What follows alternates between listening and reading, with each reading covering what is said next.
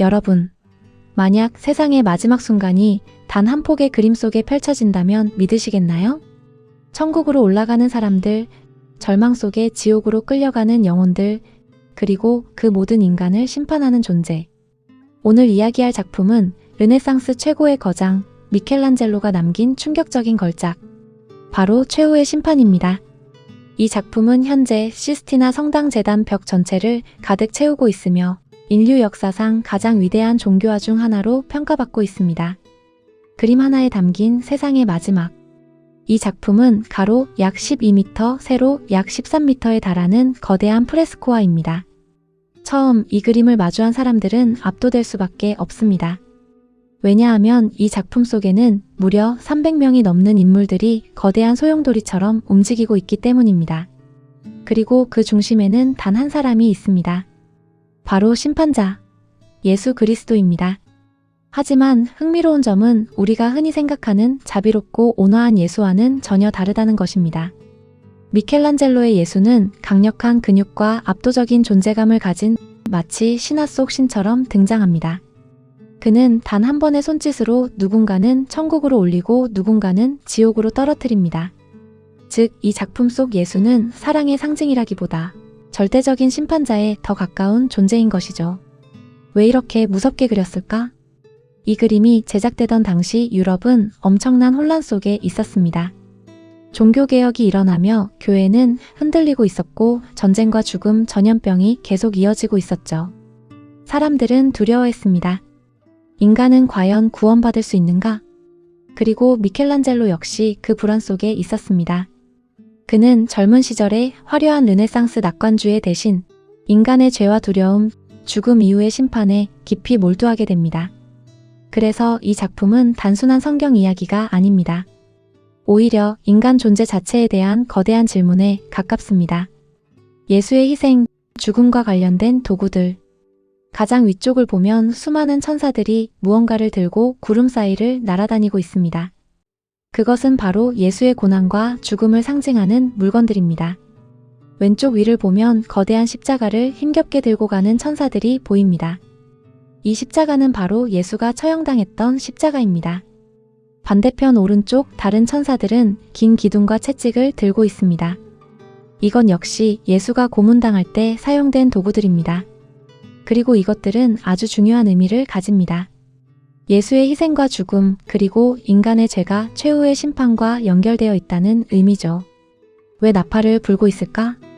그림 한가운데서 거대한 나팔을 힘껏 불고 있는 천사들.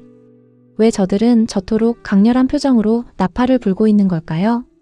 그들이 부는 나팔은 성경 속에서 최후의 심판이 시작되었음을 알리는 소리입니다. 성경에서는 마지막 날 천사들이 나팔을 불면 죽은 자들이 다시 깨어난다고 말합니다. 나팔 부는 천사들 주변을 자세히 보면 어떤 천사들은 커다란 책을 들고 있습니다. 하나는 큰 책, 다른 하나는 작은 책입니다. 많은 학자들은 이것이 구원받은 자와 심판받을 자들의 기록이라고 해석합니다. 천국으로 올라가는 사람들. 그림 아래쪽을 보면 죽었던 사람들이 다시 깨어나는 장면이 등장합니다. 무덤이 열리고 해골 같은 몸이 다시 살을 얻으며 천사들의 도움으로 하늘 위로 끌어올려집니다. 그들의 표정은 놀라움과 희망으로 가득 차 있죠. 특히 흥미로운 건 천국으로 올라가는 사람들조차 매우 힘겹게 올라간다는 점입니다. 누군가는 다른 사람에게 붙잡혀 겨우 올라가고 누군가는 천사의 힘에 의지합니다. 즉, 미켈란젤로는 구원이 결코 쉬운 일이 아니라고 말하는 듯합니다. 인간은 나약하고 혼자서는 완전해질 수 없으며 누군가의 도움과 은총이 필요하다는 것이죠. 지옥으로 떨어지는 사람들. 하지만 그림 오른쪽 아래는 완전히 다릅니다. 그곳에는 공포와 절망이 가득합니다. 악마들은 사람들을 붙잡아 끌고 가고 영혼들은 공포에 질린 채 지옥으로 떨어집니다. 특히 가장 유명한 인물 중 하나는 두 손으로 얼굴을 감싸고 있는 남자입니다. 그의 표정은 단순한 슬픔이 아닙니다. 그것은 자신의 운명을 깨달아버린 인간의 절망이죠. 그리고 아래에는 그리스 신화 속 벳사곤 카론까지 등장합니다. 원래 카론은 죽은 영혼들을 저승으로 데려가는 존재죠. 원래 성경에는 없는 존재인데도 미켈란젤로는 지옥의 공포를 극대화하기 위해 신화적 요소까지 끌어들였습니다. 천국 쪽이 위로 향하는 흐름이라면 지옥 쪽은 아래로 추락하는 소용돌이에 가깝습니다. 즉, 미켈란젤로는 단순히 사람들을 떨어뜨린 것이 아니라 희망을 잃어버린 영혼의 움직임 자체를 그리고 있었던 것입니다. 즉, 이 작품은 종교와 신화, 인간의 공포가 모두 섞여 있는 거대한 드라마인 것입니다. 미켈란젤로가 숨겨놓은 충격적인 비밀. 그런데 이 그림 속에는 아주 유명한 비밀 하나가 숨어 있습니다. 바로 미켈란젤로 자신의 얼굴입니다. 가장 유명한 인물 중 하나는 예수 아래쪽 근처에 있는 성 바르톨로메오입니다. 그는 자신의 벗겨진 피부를 들고 있습니다. 왜냐하면 그는 실제로 산채로 가죽이 벗겨지는 순교를 당했다고 전해지기 때문입니다. 벗겨진 피부를 자세히 보면 그 피부의 얼굴이 바로 미켈란젤로 자신이라는 해석이 있습니다. 왜 그는 자신의 얼굴을 벗겨진 가죽에 그려 넣었을까요? 많은 학자들은 이것이 미켈란젤로 자신의 고통과 죄책감 그리고 인간 존재의 허무함을 표현한 것이라고 봅니다. 즉, 그는 단순히 그림을 그린 것이 아니라 자기 자신의 두려움까지 벽 위에 남긴 셈입니다. 예수 근처에는 커다란 열쇠를 들고 있는 인물도 보입니다.